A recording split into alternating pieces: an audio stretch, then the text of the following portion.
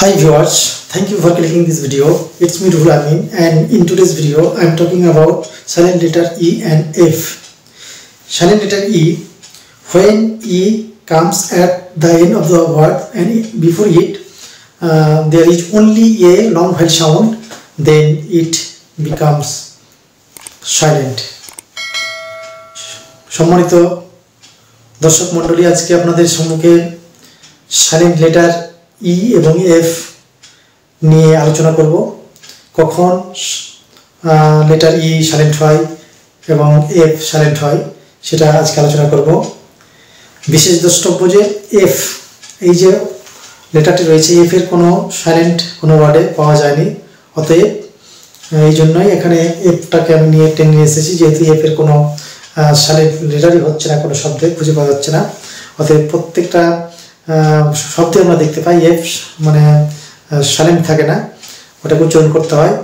তাই এফ নিয়ে কোনো আলোচনা হবে না, আলোচনাটা হবে ই নিয়ে। তো ই সাইলেন্ট হবে তখনই যখন আমরা দেখতে পাবো শব্দের শেষে ই থাকে, এবং শব্দের শেষে ই থাকে এবং তার আগে, ওই শব্দের মধ্যে তার আগে যেন একটা লং ভ্যাল সাউন্ড থাকে, তবে শব্দের শেষে ই থাকলে সেই ই সাইলেন্ট হবে। When he comes at the end of the word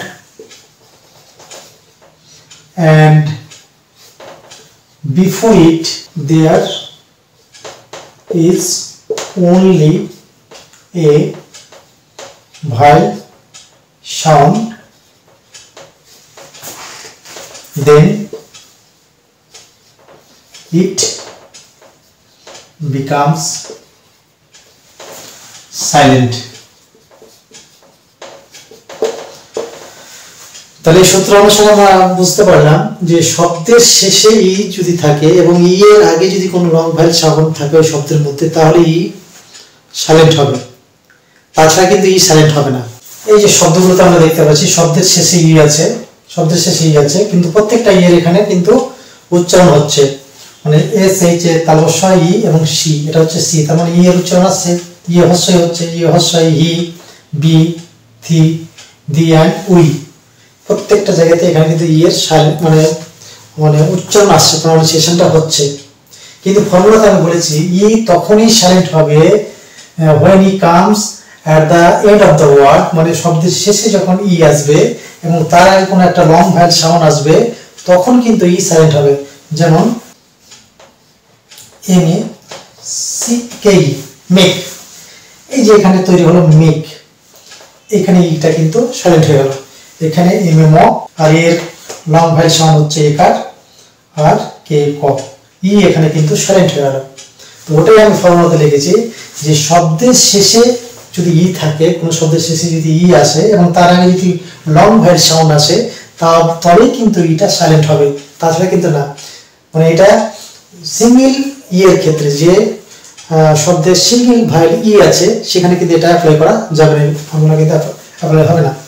তো যাই হোক, তাহলে বোঝা গেল যে একটি মাত্র যে শব্দগুলিতে অনলি সিঙ্গেল ই আছে এবং তার আগে কোনো ভ্যাল সাউন্ড নেই, তাহলে সেখানে ই এর কিন্তু উচ্চারণ হবে। তাহলে ই সাইলেন্ট কোথায় হবে? ই সাইলেন্ট হবে তখনই যখন ই এর আগে কোনো আমরা লং ভ্যাল সাউন্ড পাবো। তাহলে দেখা যাক এরকম কিছু শব্দ লিখি, তাহলে বুঝতে পারবো। সো মাই ডিয়ার ভিউয়ার্স, আপনারা দেখতে পাচ্ছেন যে এই শব্দগুলোতে এটা যেমন হচ্ছে মেক, এখানে ই এর উচ্চারণ আসছে না, ই বাদ, ওই জন্য এটা হচ্ছে মেক। অনুরূপভাবে এটা হচ্ছে টেক, ই সাইলেন্ট, ই সাইলেন্ট শব্দের শেষে আছে ওই জন্য সাইলেন্ট।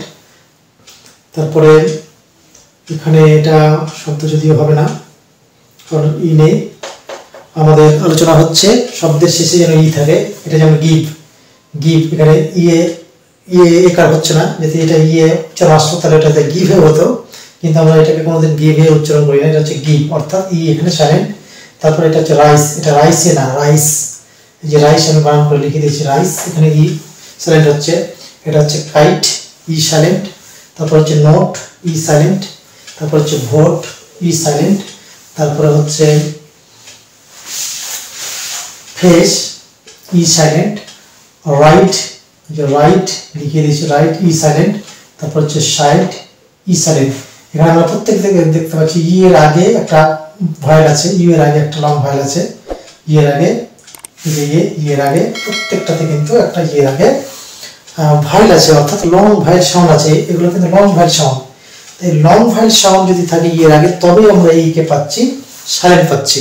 কিন্তু উপরের ওয়ার্ডগুলো আমরা দেখলেই বুঝতে পারবো যে এখানে ই আছে কিন্তু তার আগে কোনো ভয়েল নেই, ই এর আগে কোনো ভয়েল নেই, এই জন্য এখানে প্রত্যেক জায়গায় ই গুলো কিন্তু উচ্চারিত হয়েছে, অর্থাৎ ই এখানে হ্রস্বই হয়েছে, এখানে হ্রস্বই হয়েছে, হ্রস্বই প্রত্যেকটাতে কিন্তু এর উচ্চারণটা এসেছে। তাহলে আমরা প্রথম সূত্র থেকে পেলাম যে শব্দের শেষে যদি ই থাকে এবং ই এর আগে যদি কোনো ভয়েল থাকে, অর্থাৎ লং ভয়েল সাউন্ড থাকে, তবে আমরা ই কে সাইলেন্ট ধরবো। এটা হচ্ছে এক নম্বর ফর্মুলা। এবার চলে যাবো আমরা 2 নম্বর ফর্মুলা।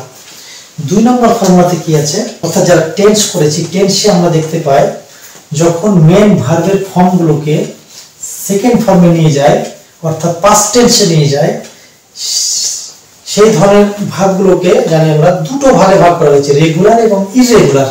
মাই ডিয়ার ভিউয়ার্স, আপনারা দেখতে পাচ্ছেন যেখানে কিছু এক্সাম্পল দেখতে পাচ্ছেন, যেমন asked, called, liked, looked, opened, crossed, এখানে ই সাইলেন্ট হচ্ছে, হেল্পড, লাইকড বা লিড, হ্যাঁ প্রত্যেক জায়গায় এখানে ই কিন্তু সাইলেন্ট হচ্ছে, অথচ এই গুলো আছে কিন্তু শব্দের মধ্যে।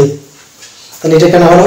কারণ প্রথম ফর্মুলাতে বললাম যে ই থাকবে শব্দের শেষে এবং শব্দের শেষে ই থাকবে এবং ই এর আগে যেন একটা লং ভয়েল সাউন্ড থাকে, তবে কিন্তু ই সাইলেন্ট হবে, এটা আমরা শিখলাম। কিন্তু এই শব্দগুলোতে দেখছি ই কিন্তু শব্দের মধ্যে আছে, অথচ ই কিন্তু সাইলেন্ট হচ্ছে। এটা যেমন আস্কড, আস্কড, আস্কড, এখানে আস্কেড হচ্ছে না, এটা হচ্ছে আস্কড, অর্থাৎ ই সাইলেন্ট হচ্ছে। এটা যেমন হচ্ছে কল্ড, কল্ড, এটা কিন্তু কলেজ না, কল্ড, আমরা উচ্চারণ করি কল্ড। এটা হচ্ছে লাইকড, লাইকড, কয়টা যুক্ত, লাইকড, এটা কিন্তু লাইকেড না, লাইকড, এখানেও কিন্তু ই দেখছি সাইলেন্ট। তারপর দেখছি লুকড, লুকড, এটাও দেখতে পাচ্ছি এখানেও কিন্তু ই কিন্তু সাইলেন্ট হচ্ছে, অর্থাৎ লুকেড হচ্ছে না, এটা হচ্ছে লুকড। তারপর হচ্ছে ওপেনড, এটা ওপেনেড নয়, এটাকে আমরা উচ্চারণ করি না যে ওপেনেড, এটা হচ্ছে ওপেনড, ওপেন মানে খোলা, ওপেনের সেকেন্ড ফর্ম হচ্ছে ওপেনড। ক্রাস্ট, এখানেও কিন্তু ক্রাসেড নয়, এটা হচ্ছে ক্রাস্ট, ক্রাস্ট। তবে এখানে দেখতে পাচ্ছি ই সাইলেন্ট হলো। তারপরে এটা হেল্পেড নয়, এটা হচ্ছে হেল্পড, এটাকে আমরা কখনো বলি না যে হেল্পেড, অর্থাৎ এখানে দেখতে পাচ্ছি ই সাইলেন্ট হচ্ছে। তারপর হচ্ছে লাইট, লাইট, লাইট, ওটাকে কোনোদিন আমরা বলি না যে লাইভেড। তো ডিয়ার স্টুডেন্টস, এখানে কেন এরকম হলো যে শব্দের মধ্যে আছে অথচ এখানে ই সাইলেন্ট হচ্ছে? এর জন্য আমি এখানে 2 নম্বর ফর্মুলা লিখে দিয়েছি। 2 নম্বর ফর্মুলা হচ্ছে letter E will be silent, letter E silent হবে at the end of the past tense regular verb। কারণ যখন আমরা টেন্স করতে যাব তখন ভার্বের দুটি ফর্ম, মানে দুটি রূপ পাবো, একটা হচ্ছে রেগুলার ভার্ব আর একটা হচ্ছে ইরেগুলার ভার্ব। তো রেগুলার ভার্বগুলো সেগুলোর ফর্ম চেঞ্জ করতে গেলে, মানে প্রেজেন্টকে পাস্ট করতে গেলে, পাস্ট পার্টিসিপল করতে গেলে ডি অথবা ইডি দিয়ে, ইডি শব্দের শেষে ইডি বা ডি যুক্ত করে সেগুলো কিন্তু ফর্ম চেঞ্জ করতে হয়। তো যখন আমি টেন্স করাবো তখন ওগুলো ক্লিয়ারলি বুঝাবো। তো আজকে শুধু এইটুকু বুঝলাম যে ভার্বের, মানে মেন ভার্বের পাস্ট টেন্স করতে গিয়ে, রেগুলার ভার্বের পাস্ট টেন্স করতে গিয়ে যে ভার্বগুলোকে ডি বা ইডি যোগ করে মানে টেন্স মানে চেঞ্জ করা হয়, মানে ভার্বের রূপ চেঞ্জ করা হয়, সেকেন্ড ফর্ম করা হয়, তো সেই ক্ষেত্রে কিন্তু ই কিন্তু সাইলেন্ট হয়ে যায়। তো ওটাই এখানে লেখা হয়েছে letter E will be silent at the end of past tense regular verb. Regular verb, যেটা রেগুলার ভার্ব আছে সেটাকে পাস্ট টেন্স করতে গিয়ে, হ্যাঁ, হুইচ এন্ডস ইন ইডি, যেটা ইডি দিয়ে শেষ হবে,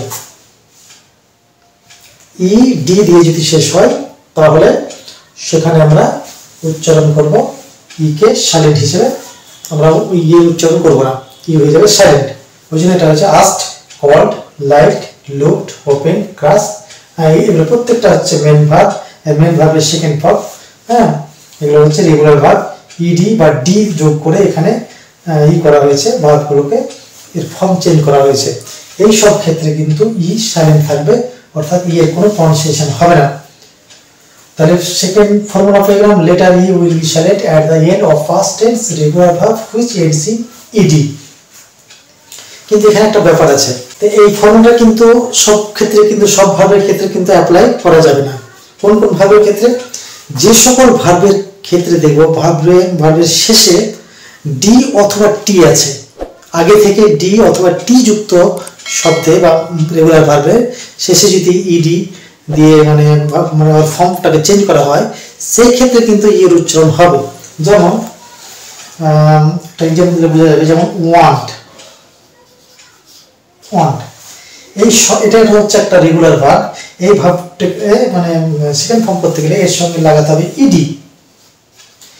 ইডি লাগাতে গিয়ে এই জায়গাটাতে কিন্তু ই এর উচ্চারণ কিন্তু আসবে, কারণ এটা হয়ে যাবে ওয়ান্টেড, ওয়ান্টেড। তাহলে আমরা শব্দের শেষে, মূল শব্দের শেষে পেলাম টি, তো শব্দের শেষে যদি টি থাকে আর ডি থাকে, একটা ডি যুক্ত শব্দ করে দিই তাহলে সুবিধা হবে। যেমন এক্সটেন্ড, এক্সটেন্ড এটা হচ্ছে একটা রেগুলার ভার্ব, শব্দের শেষে এখানে কিন্তু ডি আছে। একে যদি আমি রেগুলার মানে সেকেন্ড ফর্ম করতে যাই তাহলে কিন্তু ইডি লাগাতে হবে, তখন এটার উচ্চারণ হয়ে যাবে এক্সটেন্ডেড। তাহলে বুঝতে পারছি যে শব্দের শেষে ই আছে, ই এর পরে যদি আমি সেটাকে ফর্ম চেঞ্জ করতে যাই, ইডি লাগাই, তাহলে সেই ক্ষেত্রে কিন্তু ই এর উচ্চারণ আসবে, অর্থাৎ এটা উচ্চারণ হয়ে যাবে এক্সটেন্ডেড। এই ক্ষেত্রে কিন্তু ই এর উচ্চারণ আসছে। অর্থাৎ রেগুলার ভার্ব থাকলেও আমরা যদি রেগুলার ভার্বের শেষে টি অথবা ডি দেখতে পাই আগে থেকে, তাহলে কিন্তু সেই জায়গাটাতে আমাদেরকে ই এর উচ্চারণ আনতে হবে। অর্থাৎ আমরা যদি দেখি কোনো শব্দে এরকম আছে, যেমন আরো একটা শব্দ দিই তাহলে বোঝা যাবে,